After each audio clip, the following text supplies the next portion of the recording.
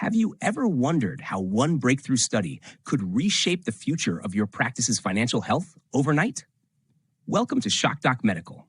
I'm Dr. Rod, your guide on this enlightening journey through the world of medical innovation and financial mastery.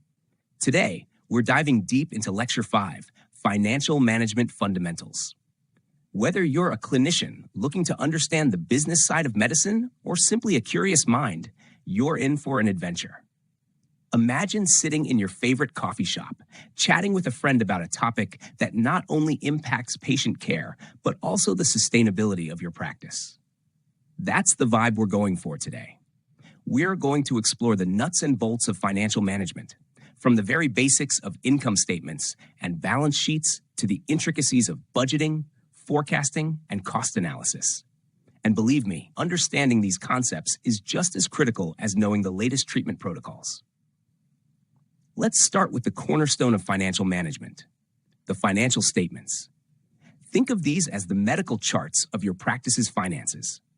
Just as you would interpret lab results or patient charts, financial statements give you a snapshot of your practice's health. We begin with the income statement. Income statements are essentially the profit and loss report for your practice. They summarize the revenues you generate from patient services, procedures, and other income sources, while also listing out all the operating expenses, from salaries and supplies to rent and utilities. The result? Your net income, which tells you if you're making a profit or incurring a loss over a specific period.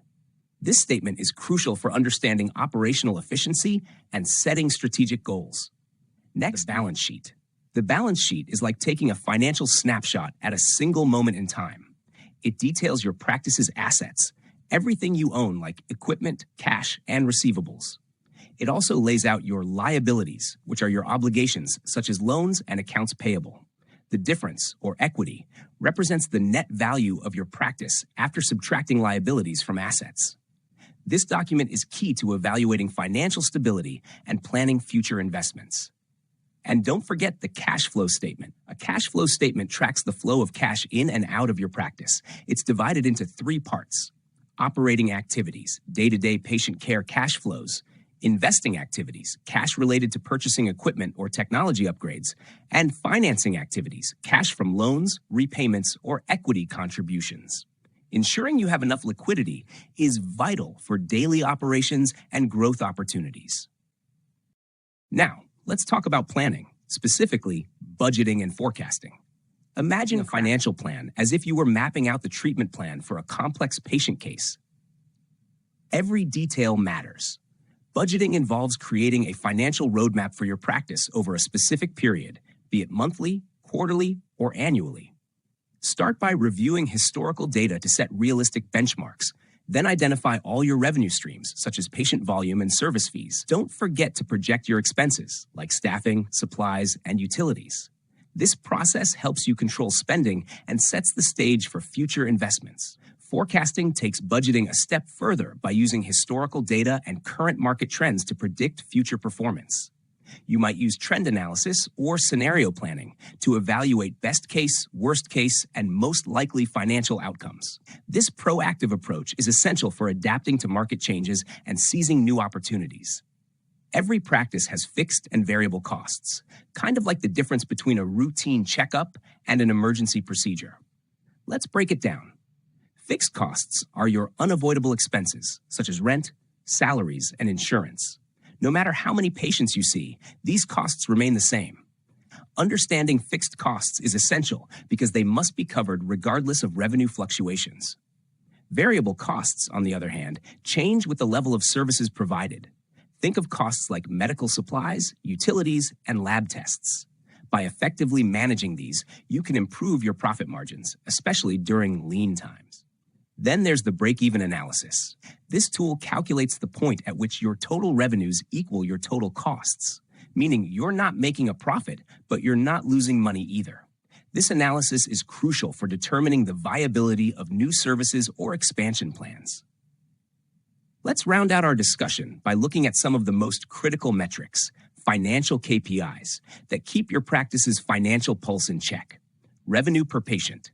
This metric measures the average income generated from each patient visit. It's a great way to evaluate how efficiently your services are translating into revenue. Profit margins. We consider both the gross profit margin, which shows profitability after direct costs, and the net profit margin, which accounts for all expenses. These percentages are vital for assessing your overall financial health and operational efficiency. Return on investment, ROI. When you invest in new equipment or technology, you want to know how effective that investment is.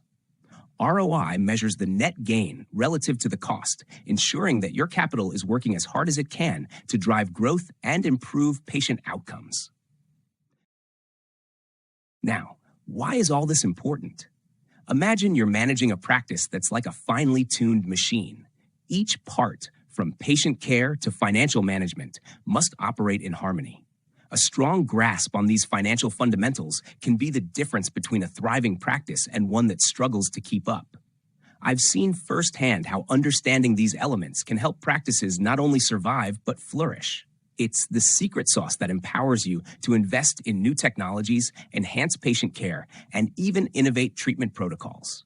And while we're not discussing medications or treatments today, think of these financial strategies as the dosage of management practices your practice needs.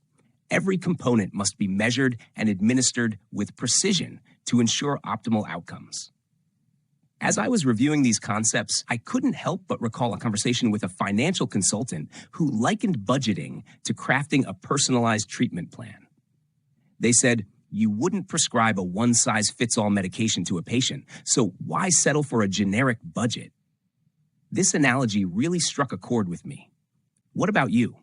Have you ever tailored your financial strategies as meticulously as your clinical protocols? Feel free to share your thoughts and questions in the comments or join our community discussions on social media. We're all about building a network of curious minds passionate about medical advancements and the business acumen that supports them. To wrap up, let's quickly recap. We've explored the foundational elements of financial management: income statements, balance sheets, cash flow statements, budgeting, forecasting, cost analysis, and the critical KPIs that keep you on track. This knowledge isn't just academic. It's the practical toolkit that can help you steer your practice towards greater success and sustainability. If you enjoyed today's deep dive, please like, subscribe, and share this episode with colleagues who might benefit from these insights.